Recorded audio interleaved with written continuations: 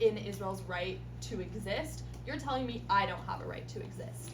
Something really, really challenging after October 7th was to see two letters that came out, one from Students for Justice in Palestine, or SJP, and one from Columbia University faculty, both of which said that the October 7th terror attacks were justified and necessary aspects of the Palestinian resistance. I think the exact wording that they used was historic win for the liberation movement. This was the most deadly attack on Jews since the Holocaust, and my professors were calling it a historic win.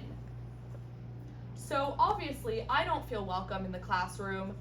I don't feel like I'm trusting a lot of what I'm learning from those professors, nor do other students that maybe don't feel as confident in their Zionism. Another really challenging aspect was to see that we had a new coalition, Columbia University Apartheid Divest, that was formed after October 7th, essentially BDS without the label, and 90 student clubs have signed on to it, including the Barnard radio station and the Reproductive Justice Collective, which is ridiculous because we know that Israel's reproductive rights are some of the most progressive in the world.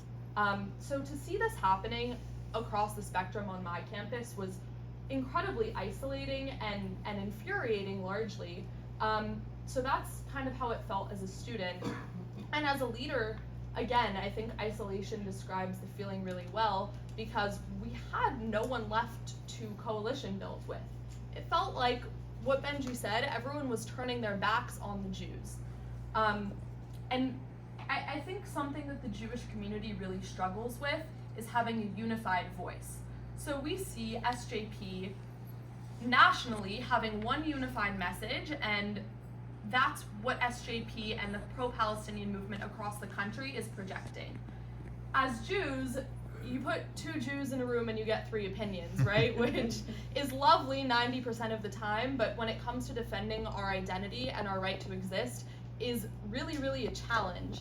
And so our board was, Students Supporting Israel at Columbia is the only active pro-Israel group on campus. I'm a 20-year-old from Los Angeles, like what do I know, right? And my vice president was called back to the reserves, and he's been in and out of Gaza since October 10th, as was another one of our board members, because Columbia has the largest population of Israeli students and of IDF veterans in the country.